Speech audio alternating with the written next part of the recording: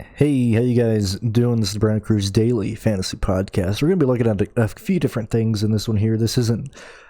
yes, I will have a video up for the Truck Series, I will have a video up for the Xfinity Series, and I will have a video up on DFS Tavern and content for all three series this weekend. This video is not specifically for this weekend at Phoenix. It is more of a retrospective or overview of what we've seen this year in Fantasy NASCAR, how we can maybe use that to either be with the field, be over the field, be under the field going into this weekend's race at Phoenix. How we can maybe take some of this and look at next year's DFS outlook for NASCAR and some other things here and there. And I'm also going to have rants at the end based on the current NASCAR in general. So if you'd like that type of stuff, I mean, stick around for that. If not, I'll tell you pretty much when the DFS stuff is over. On top of that, I'm going to be cursing in this video or this audio video, mainly because this is more of me spitballing versus regular just DFS talk. So I'm giving you a heads up. If you listen to this at work, or if you don't have headphones and you're listening to this, you might want to save this for a time you can listen to that, or you might want to put your headphones in and listen to this on and off. Either way, let's look at the last 6 races this season, excluding Charlotte and Talladega. So this is Martinsville, Texas, Kansas, Las Vegas, Bristol, and Richmond. Let's see, and I'm going to do this for Martinsville so you get a gist of what I'm doing. But let's see how people projected guys to do, how they did, what the ownership was. I mean, generally speaking, I'm not going to look at all the ownership for each one, but I could tell you who was highest owned and all that type of stuff. So let's look at Martinsville. Let's look at the race yesterday. Going into it, a huge ownership and interest from the public was on Martin Truex Jr. He led 129 laps, had 75 fast laps, I think. I think he scored 71.50 DK points, maybe 70. I forgot what it was. I don't have it up with me right now, but he scored that. I believe him and Elliott scored a combined, maybe enough to stay optimal. I don't know if Truex was still optimal. I have not looked at that. I know Elliott scored, I think, 165 DK points. No, 166. Let me look right there. Score 167. So these guys together were probably needed to be optimal. I'm not sure if that is. Let's go check and see what won the 12 really quick here. Oh, that's good. Ooh, I'll click the wrong one here. I have everything open except this is the one thing I didn't really plan on looking at, but I am here. Let's see. What the heck? What race is this? Ah, there we go. Front row. Okay. This is the 50K to first. Let's see what lineup took this down real quick.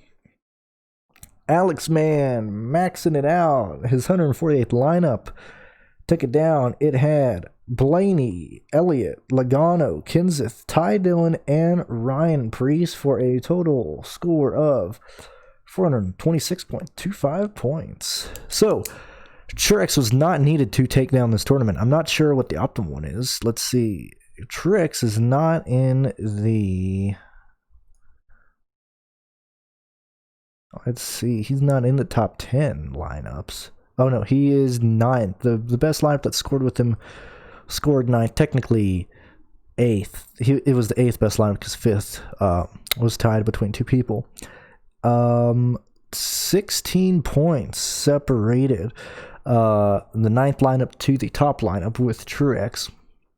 And I'm guessing just because that guy paid up for 2 drivers, he wasn't able to fit in Logano. Let's look at these 2 lineups right fast. So Alex Mann 93 had Blaney, Elliott, Logano, Kenseth, Dillon, and Preece, and the Lambert FB had Truex, Blaney, Elliott, Ty Dillon, Preece, and LaJoie.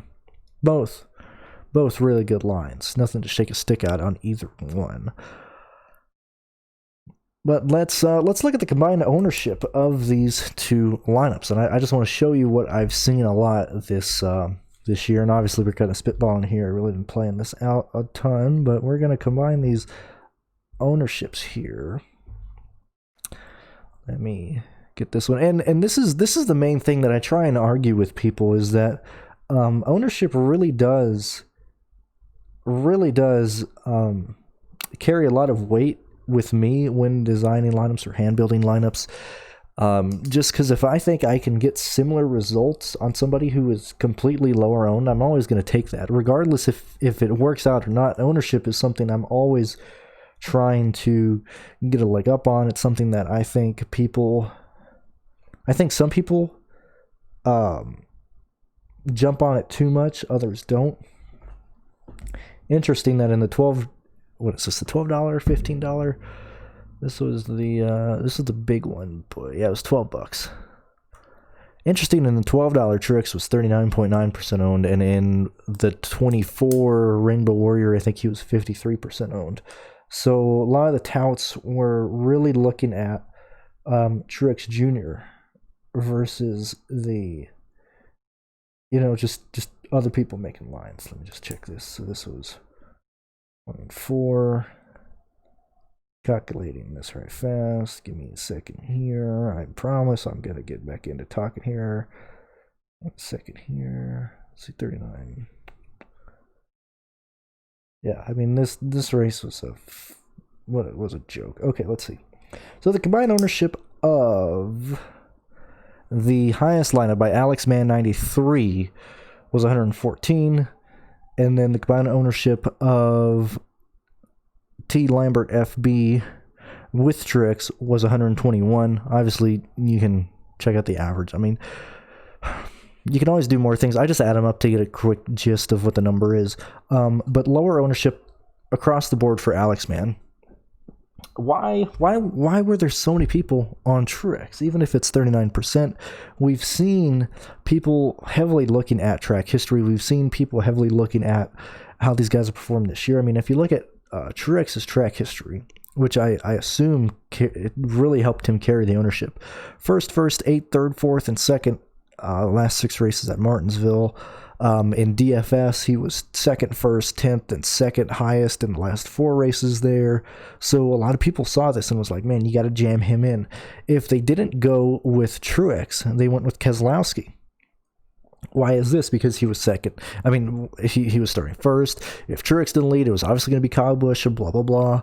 And that's just how a lot of people think. If you look at Keselowski's finishes at Martinsville, 3rd, 1st, 5th, 10th, and 4th, it's like, oh, dude, he's probably the 2nd best car right here, other than Ryan Blaney. But he has a great shot at leading laps. And obviously, hindsight's 2020. It's kind of easy for me to look at this and talk about this. But this is something that I've seen a lot this year. Well, that's with practice, my guys. I think people are forgetting how much practice really does carry into these guys, especially going to Martinsville, where the closest thing we had to work with was, like, say, New Hampshire or, Richmond or something. Or the road courses, really. That's all we really had to look at. And I think a lot of people are forgetting that these finishing positions and how these people have ran previous years have been with a ton of practice to really get the setup going. That's why I have specifically looked at races this year. I haven't really given a shit about track history at all this year. Yeah, sure. I mean, it's good to know that guys are good at certain tracks, but I want to see how people have been running this year. I want to see how they've been doing this year with unloading off the truck, off the trailer. What is the team bringing? Because that's all it is. If you come off that truck like Harvick, no fault of his own, if you come off that truck not ready for that track, I mean, you're SOL. You have no time to catch up. You have no time to do any of that. So what is this rant going on for Martinsville? What am I getting to, Brandon? Obviously, when I'm making lineups, I'm having to project the drivers to do certain ways. But specifically for the Cup Series, I am projecting similar outcomes across the board between the main guys. Keselowski, not just for Martinsville, but say like at this weekend at Phoenix specifically. Here, I'll go and do a talk about Phoenix right fast. Let's take Harvick out of the equation. Let's just talk about the championship 4. Keselowski, Logano, Hamlin, and Chase. Who do I think has the best chance to unload quick at Phoenix this weekend? I think it's Brad Keselowski. That car that he's bringing to Phoenix this weekend is the best car in the series this year. I would have to rate Keselowski off the trailer, my favorite to lead laps and win that race.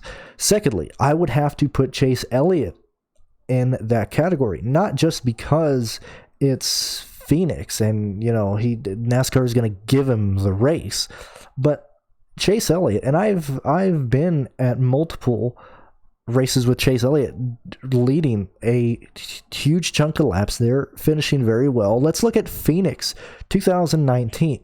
Oh, Brandon, he finished 39th. He wrecked there. I was at this race. This is the last race I was at. I was afraid I was going to have to sit through a Chase Elliott win because I hate Chase Elliott, and then Denny Hamlin won. But you can physically see that Chase Elliott has a talent at these tracks that are small, or not small, short, requires precise driving, a lot like the road courses. Phoenix is a lot like a road course. Two distinct different turns, two ways to enter them. I mean, Chase Elliott and Denny Hamlin are so technical. They have a ton of talent at these tracks that require it with this type of package. He got wrecked in last year's race at Phoenix. If he didn't get wrecked, I think he would have won. We've seen Chase Elliott run very well at Phoenix. I would have to rank him second just based on how I think that car is going to unload and how he's going to do. This isn't based on track history. This is based on how I think they're running in these races. I don't care about how they finish. I'm watching how fast these cars are in the race and traffic, how they're going to unload. Second, it'd have to be Denny Hamlin. I mean, Denny Hamlin, anytime the contender is taken out at Phoenix, or a guy who can, you know, put their dukes up against Denny Hamlin, he wins the race because he has no competition. That's why I have to rank Denny Hamlin third, because he needs help to get these wins. And then, you know, Joey Logano is just Joey Logano. We haven't really seen him have a ton of speed other than the race this year at Phoenix. And I don't think necessarily that setup is going to work out just because we're running different temperatures and things of that nature. But that's why I'd rank those four entering this week. Obviously, I'm talking about this on a Monday. This really isn't necessarily a Phoenix look, but I have to imagine that people are going to jump on Logano like he's on fire trying to put him out because he won in spring. They're going to be like, oh, you know, Joey Logano, he has the best car. You know, he's the favorite to win the championship. He's ranked second and third on DFS points the last two races here at Phoenix. And I think that is a bad choice. People are going to look at Chase Elliott and be like, oh, you know, he's just not as good as, you know, Joey Logano, as these other guys finished 7th, 39th, 14th. Not good, not fast. No, like, these are bad points that I know people are going to bring up. People are going to look at Keselowski and they're like, oh, no, this guy is horrible. Look at his finishes at Phoenix. And look, 11th, 10th, 19th, 2nd, all the way in 2018, people are going to be like, no, there's no way Keselowski's going to show up and run very fast. There's no way. Where I'm like, Keselowski's going to have the fastest car. And then people are going to look at Denny Hamlin, and they're going to be like, oh, Denny Hamlin's probably the favorite outside of Harvick because, you know, he's just been so dominant here. He's had such a fast car. Whereas there were so many circumstances, you know, giving Hamlin the win last year at Phoenix in the fall race, him being very fast in 2019, him not having a good race in the early this year. Like, the point is, not just for this race, but across this year, people don't know what the fuck they're talking about. I don't know what the fuck I'm talking about, okay? We're all just guessing. We are all trying our best to guess who's going to be fast. There's no science behind this. There's nothing pointing towards Phoenix that you can look. You have to look through things. There's not, you know, if you open up a phone book, you know, that's a bad analogy. If you open up a manual for a car, sure, you might see, oh, you know, you got to replace oil every so and so. You got to do this, got to do that. But unless you read through all those pages and understand how to take care of that car and what to really look at, if you just read, oh, I have to replace my synthetic oil, you know, every 10,000 miles, 15,000 miles, whatever it is, you're like, okay, that's good. I know what to do. I'm going to change the oil at either 6,000, 10,000, or 15,000, depending on what the oil is. But if you look through and see the fuel filter and everything like that, you may be like, oh, well, you know what? This oil with this fuel filter, you know, it might actually last a bit longer. What if you're using this type of oil? What if you're using non-synthetic oil? So if you look through, you can see things that try and help you out, give you more detail. If you look at it just the surface thing, I can't think of the word right now. If you're looking at surface level, you're going to see people like, oh, Kyle Busch. Kyle Busch is going to be stupid fast at Phoenix this weekend. Kevin Harvick's going to be fast. Out of the championship 4, it's probably going to be Denny Hamlin. Whereas, if you look through and see what Keselowski's bringing to the table this weekend, you're going to see Keselowski probably has the best chance to win this race, because people are going to roll over. They're not going to race the championship guys. Same thing can be said at Martinsville this past week. Everybody looked at Truex. Everybody looked at Keselowski. Those guys didn't work out. Yes, Truex had 71 points at the end of the race. Circumstances kept him out from leading more races. But who showed up? Chase Elliott. Nobody was talking about Chase Elliott. Who else showed up? Who else led laps? We had Ryan Blaney get up at some point. He didn't do nearly as well as people thought he would. Logano didn't do nearly as well as people thought he would. Brad Keselowski didn't do nearly as good as people thought he would. Denny Hamlin probably did better than people thought he would. Chase Elliott obviously did better than how people thought he would do. People like Matt Benedetto just forgotten about. The main point is people don't know what the fuck they're talking about. Let's look at the race at Texas earlier this year. Because Harvick, however you want to look at it, he got in the wall. We'll rant about this more later, but Harvick did not do as well as people projected him to do. I was like, well, there is way too much ownership on Kevin Harvick. With all this uncertainty, with all the practice that we don't have, what if he does bad? What if he doesn't bring a car that does well? What if something happens to him? I might as well, if everybody's on an even playing field, as in, I have to assume that all these crew chiefs are doing their best to bring a fast car, and the potential to just swing and miss on the track setup is even for every person. I might as well weigh that evenness to miss the setup with the ownership of certain drivers and just fade the guy that has the most amount of ownership and pray something happens to him. Pray something bad happens to him. Who isn't being owned in this race at Phoenix? Kyle Busch. Nothing is pointing me towards Kyle Busch looking at data, looking at track history, because he's been horrible this year. Nothing is looking that way. How did he win? Fuel mileage. I don't care what Adam Stevens says. I don't care, we had the speed. The 18 had the speed. No, you did not. You did not have the speed. You got dumb fuck lucky. You showed up Sunday, slow as hell. It started raining. It took the race 3 days to get going again. Not even the same track that everybody else was set up for. If it stays green on Saturday or on Sunday, Kyle Busch doesn't win the race. If it stays green Sunday, Harvick doesn't hit the wall because it's raining and NASCAR doesn't throw a yellow.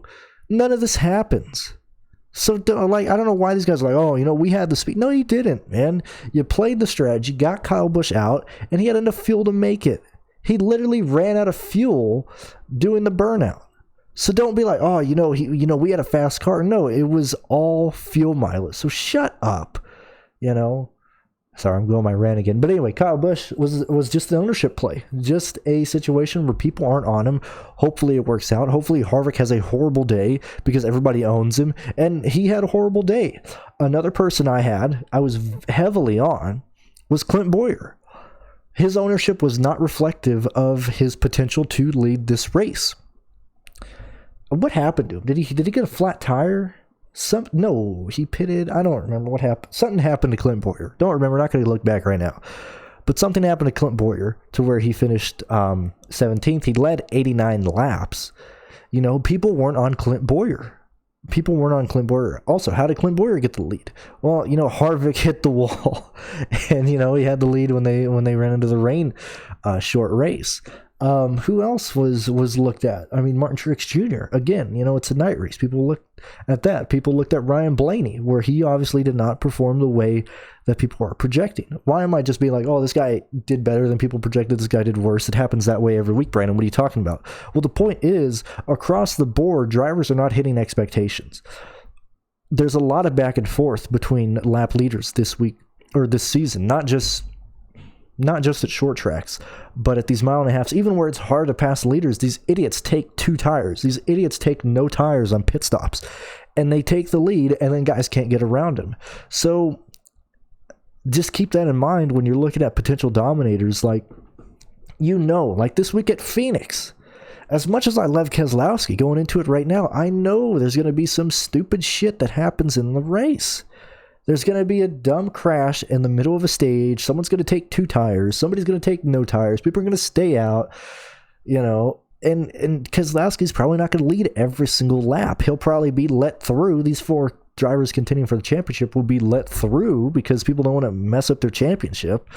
But to say 1 driver, to say 2 drivers are going to lead a vast majority of the laps, no, it's not going to happen. Even Chase Elliott had no business leading at Martinsville this weekend. They showed up with a great truck. They showed up with a great car off the trailer, and he had speed and he passed people. But projections did not line up saying that. Let's look at a South Point 400 at Las Vegas. Kurt Busch, how does he win? He stays out. Had no business winning this race. How did Matt DiBenedetto finish second? Stayed out. Had no business winning this race. Denny Hamlin led 121 laps. Didn't win the race. Kept having to fight past people. He would have the fastest car, then somebody would stay out. You'd have Austin Dillon stay out and lead some laps. You had William Byron stay out and lead some laps. And you had Chase Elliott get out in front. Hard for Hamlin to get around him. Then Hamlin get back out in front of him. And then, guess what? Chris Buescher is going to lead laps under the under the pit window, So, none of these, it's all up in the air, man. There's more uncertainty now than there ever has been in DFS NASCAR, because without practice, I can't tell you who has the best car. Practice is, I would live and die by practice these previous years. Let's look at the Bristol race. Kevin Harvick started 4th, led 226 laps. You had Kyle Busch start 9th, lead 159 laps. What are the pole sitters doing? What's going on here? Let's check out the pole sitter. Oh, Brad Keselowski. Oh, yeah, you know what? Ford's just going to make a shit motor and have Keselowski have a mechanical issue. Or something happened here. It says he still ran at the end of the race, but I don't think he was, because he was down nearly 100 laps. Something happened to Keselowski. I don't remember. Brake issues, don't remember. Bad luck there, stuff that you can find easily in practice, just killing you in these races. Okay, who started on the outside pole? Oh, Joey Logano didn't lead any laps. Didn't do anything. Oh, Chase Elliott started 6th, led 23rd laps. What? No. So who went in saying Harvick and Kyle Busch were going to dominate this race? Some people did. A vast majority did not. And it's the people who are like, okay, well, what's the game theory? Oh, we need Keselowski to have a terrible race. Oh, we need Chase Elliott to have a terrible race, despite the fact that he won the All-Star race here at Bristol not too long ago, and they should have brought the same car back, but they did not. It's these people who are taking more risks with lineups and expecting the pole sitters or expecting the projected dominators to not lead laps that are really, really winning a lot of money right now in fantasy NASCAR. Let's look at the Federated Auto Parts 400 at Richmond. That's probably the last one we look at here. Let's look at the pole sitter. Oh, Kevin Harvick. Oh, well, it's Kevin Harvick starting on the pole. He should easily stay out in front. He only leads 41 laps. Who's the pole? Not the pole sitter. Who's the guy on the outside starting second? Oh, well, Joey Logano. Oh, if Kevin Harvick, if Harvick doesn't lead the whole lot of laps, it must be because Joey Logano gets around him and then he'll lead the rest of the race, right? No, he leads the exact same amount of laps as Kevin Harvick, 45 points. Oh, well, Austin Dillon. He sucks. Austin Dillon's fucking stupid. There's no... What?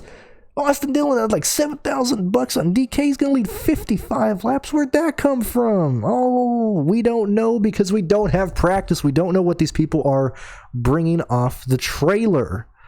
Oh, Keselowski, he's going to start 9th? What? Oh, he leads 192 laps? Are you kidding me? What?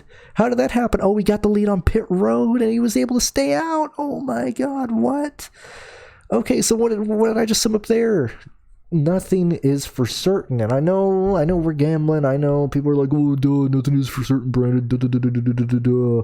But seriously, guys, if there's a lot of noise, if there's a lot of ownership, if there's a lot of people being like, oh, this guy, he has to show up fast, you know, this guy, like, there's no way he doesn't lead laps. There's no way he's not fast here. You might want to take a step back and be like, okay, let's weigh the possibility of him not hitting that projection and combine that with the ownership he's going to carry.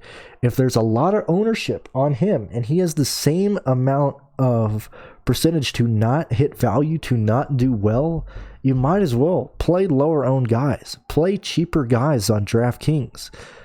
You know, that's how I've done it this year. That's why I went to playing one line and just letting it ride on that one line, and it's been very helpful. Especially, and the same thing can be said with punts too. I mean, I know Kenseth didn't wreck this weekend, but he had 3 races to where he just got fucking wrecked. You know, he had a horrible time. He's having a horrible season. He hates this package, and I guarantee you, he only got in here because he was ignorant to how poor this package raced. That's the only thing that brought him in here. People are like, oh, Kenseth sucks. No, I mean, he doesn't like this type of racing. He wouldn't have come back, man. No guy wants to show up and just run this frustratingly slow when you're a champion, when you went from being one of the most dominant racers like 6 years ago or 7 years ago in a 20 car for Joe Gibbs Racing to being a laughingstock of the back half of the field. You know, so looking at this weekend's race, let's look at the big tournament on DraftKings. Let's look at this $15 entry, 50 grand to first. You know, 22% of the field being paid out. 25% of this being paid out in the top position. 45% of this being paid out in the top 10 positions. If you're facing that many people, fade the noise. Don't follow the guy everybody's going to talk about, because I can guarantee you we're going to go to this weekend's race and there's going to be numerous outlets out there, DFS outlets. I'm not going to drop any names. There's going to be a lot of guys out there making content, a lot of companies out there making podcasts, a lot of guys out there making projections for Phoenix that are going to be fucking bogus. They're unrealistic expectations. They're good expectations if that's how they show up.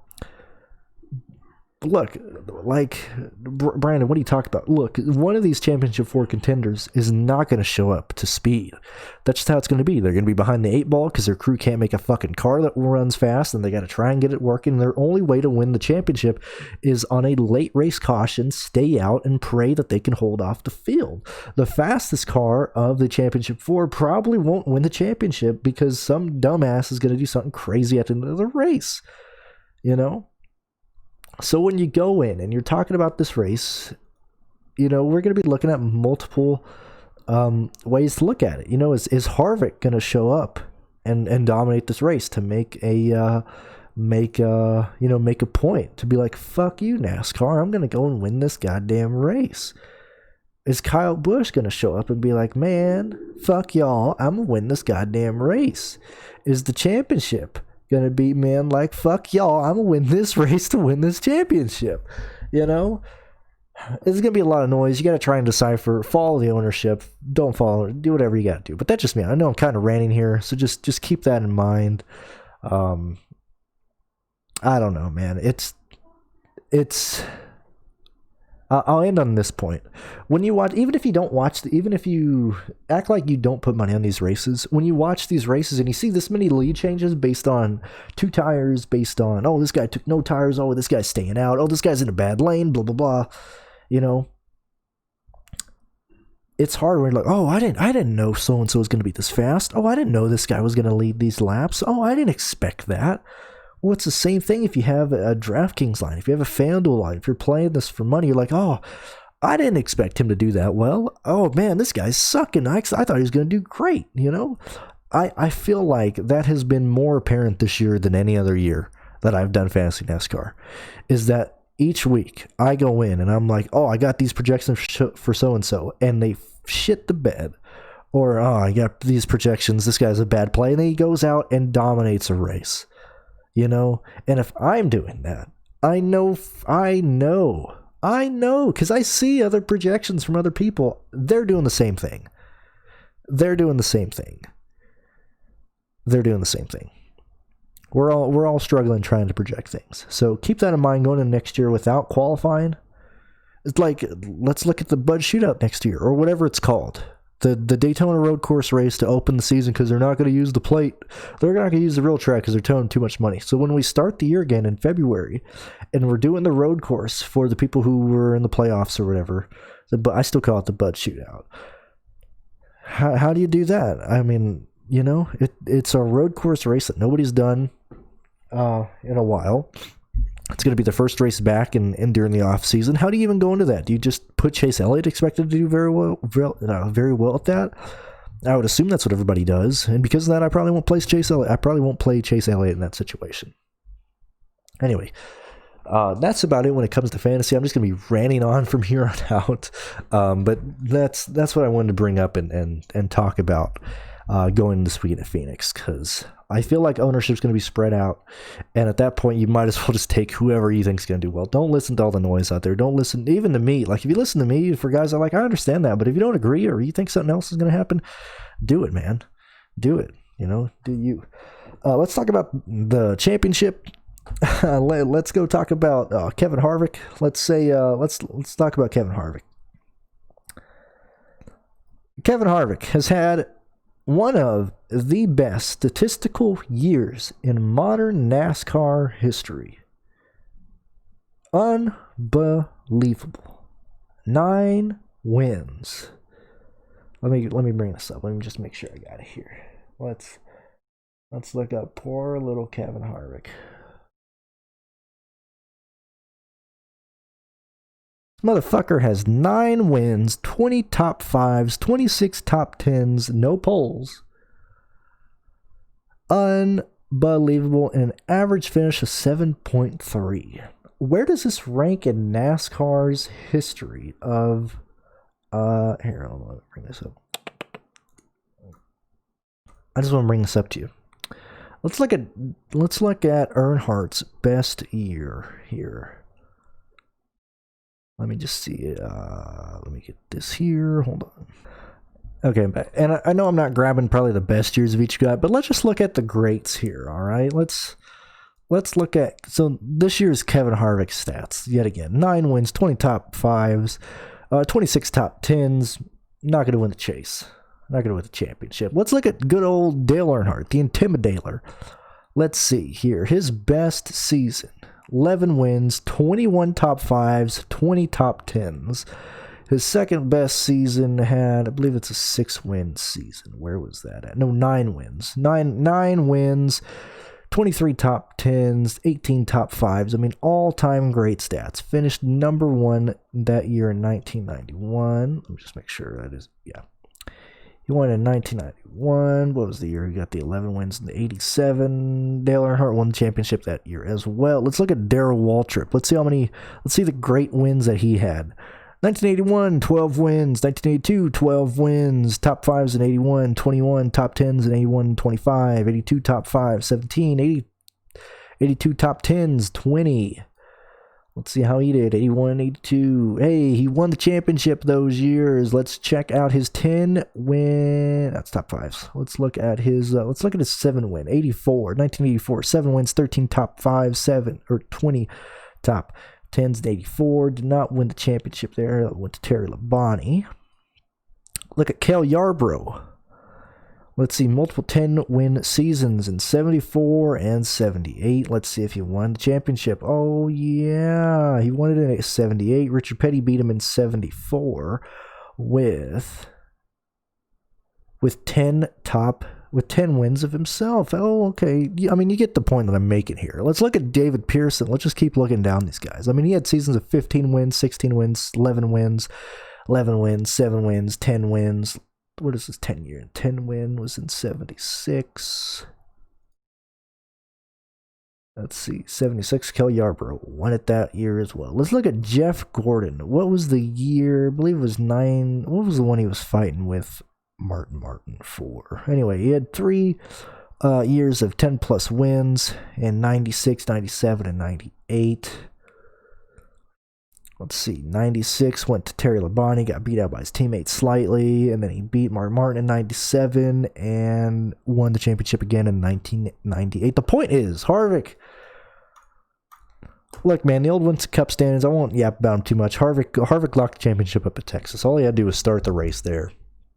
You know where I am. It's shitty that Harvick had one of the best statistical years in the modern, and let's say last 10 years, ever since Johnson's reign ended, and because he couldn't get past Dirty Air at Kansas, because he hit the wall because it was fucking raining at Texas, and NASCAR didn't bother to call the race earlier. That's why he's out of the championship. You know. I won't even talk about Martinsville. He got fucked at Kansas because there's dirty air and he can't get around the car. Going in Texas, it's literally raining. I don't know what the fuck these people are seeing in the booth. It's raining. Come on now, Rick Allen. Come on, dude. Let's go. Come on. What are you doing? What are you talking about, Rick Allen? What's going on here? Yeah, it's maybe it's because I've come from having to go through seasons on my own being on a team, but I would hate to be in this knockout format. I mean, it's stupid that a series that starts in February ends in November. Practically, it doesn't even fucking matter what you do between February and January, or February and July. You know, just make the chase. Don't even get any wins. Just top 16 in points. And then really bring it home in October. You know, just run good in October, and that's all that matters. You know, it's just a shame. It's incredibly frustrating that we see. Hold on, gotta look one more thing up here.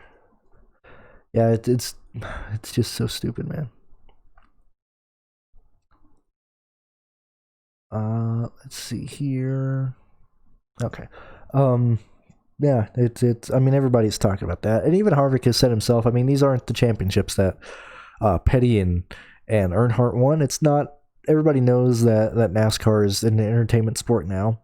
If you hold the legitimacy of NASCAR,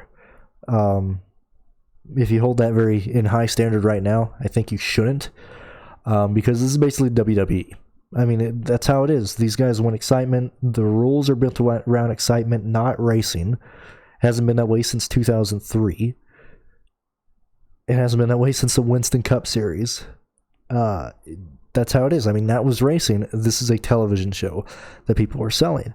So, if you look at it as a purist of racing, I mean, it's a farce. If you look at it as an entertainment spectacle, it's an A+. That's how it's going to be.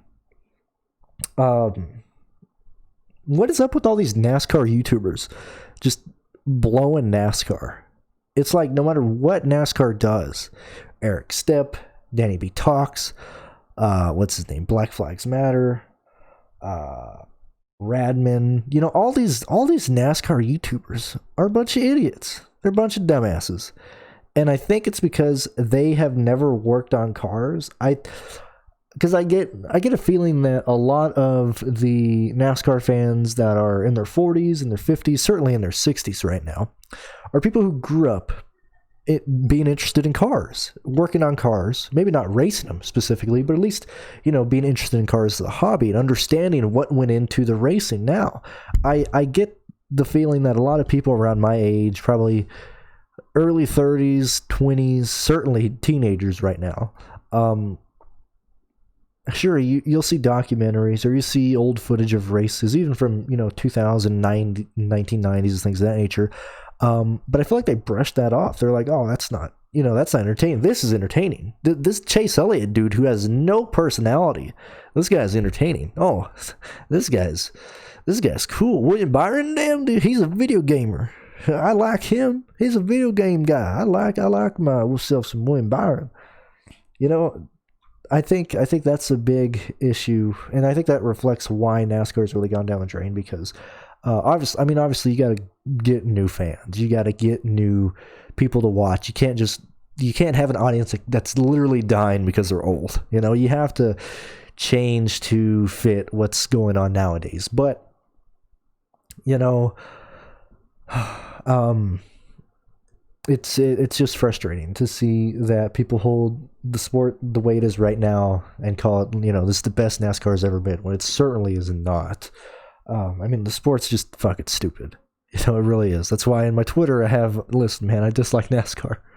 Because I'm not a fan of NASCAR, man. I'm not a fan of the drivers. I'm certainly not a fan of the drivers. Chase Elliott has no personality whatsoever. No personality whatsoever. There's the joke going around. I wouldn't even say that. Fuck. I won't give it much detail. There's a little birdie told me that so-and-so gave Chase Elliott a blowjob, and the dude was a fucking, log. Like, he was just a piece of wood. Not his dick, rather, but like, he was like, he has no personality, no face, just flat, pale face, like nothing's going on. You can't get that guy to show any emotion at all. That's fucking boring. That's lame. That is so stupid. The only guy who shows any type of emotion is Blaney. And they don't show him because you can't have bad influences on. You can't show a guy throwing a fit. The only time we want to throw a fit is when they're frustrated because they didn't make the chase. Like Austin Hill. Austin Hill just lost the motor. Let's go interview him. Let's try and get him to throw a fuck bomb on the TV. Let's go get Noah Gragson to curse, man. It's so stupid. I mean, it's so stupid, man. Let's look at the rule of the guy over the wall too soon. I'm more angry that that's a rule than finding out that he was like following a rule. Like that's dumb. That's unsafe. Like for a sport that advertises safety a whole lot, shit, that ain't fucking safe. Did you not? The only reason Chase Elliott didn't kill his jack, man, because he was going 30 miles an hour. You're telling me if somebody goes over the wall too soon, instead of just being like, hey, EOL, man, tail the longest line, be like, hey, run back into traffic, touch the wall. And the rule says go over the wall. It says nothing about touching the playing tag with the wall. I mean, NASCAR, they just open a Pandora's box there. They need to get rid of that rule and just say, hey, if you're on the pit road early, you got to go to the back. Because what I would do is I would just say, fuck it, if I'm a crew chief. Hey, crew members, all you motherfuckers, get on the pit lane, stand over the wall, get ready to change that tire when my driver's 4 spots away, and then just run, tag the wall, and come back, and you'll be faster. It'll be like an F1 chain. Obviously, it won't be like 4 seconds or whatever, but like it's all these gray areas that I don't know, it's so fucking stupid. I'm just raining so much right now. It's I don't know, man. NASCAR is an entertainment sport now. Everybody knows that. It's a dying sport because a lot of sponsorships are pulling out. It's not going to be gone. NASCAR is never going to be gone because there's going to be people that always keep it afloat. And it's not NAPCAR, as all the boomers on Facebook say. They're like, oh, NASCAR is still around. It's a shame they're getting Kyle Larson back. As they're like smoking these big old cigars. I mean, it's just, it's stupid, man. If you want excitement, go watch lacrosse. Yeah, man. It's just it's an entertainment sport now. We all knew that, but that's just how it is. I feel bad for Harvick because he was like, hey, you know what, Keelan, you can't go to school. I don't want to get COVID. I don't want to fuck this championship up. You can't do anything. And then he gets eliminated in this. If I was Harvick, first I would just get drunk this entire week. I'd party every single day up until Sunday morning. I would just be hammering shots. I'm gonna go out and get COVID. Like if I'm him and I'm like, well, fuck it, I'm gonna go get COVID. I'm gonna go get AIDS. I'm gonna get syphilis. I'm gonna get whatever diseases I can get because I don't give a shit anymore. Or I would just not even show up to Phoenix. I'd be like, fuck this. I quit. Also, Harvick is retiring in 2022. You can write that down. I do have information there. I'm not just saying that, but Harvick is done. He's ready to go away. He's ready to go. the only reason he's here is because, you know, he's made, you know, $18 million this year, whatever the earnings are that he's gotten with all the contracts and everything. I guarantee he made about $18 million this year, because his lifetime, at least his purse winnings, is $113 million. So I know this guy at least has, you know, $50 million in the bank. He's only doing this for some extra more money. You know, that's the only reason he has to quit right now, and because Stewart-Haas is giving him some badass equipment. Let's see, what else can we rant about? But yeah, I think I attacked, you know, NASCAR YouTubers, the sports stupid. DFS NASCAR is incredibly frustrating in predicting lineups and answering dumb questions from people. I think that's about it. I guess I kind of went off the cage is too much. Yeah, I think that's about it. My content will be out for this weekend at Phoenix later in the week, probably around Thursday, Friday. I'm here this weekend, so we're going to cover that. And, you know, just if you could take this and help, if it'll help you out, hopefully it does. If not, I understand. Just want to talk a little bit, and, you know, we'll talk later. See you Friday or Thursday, whenever those videos come out.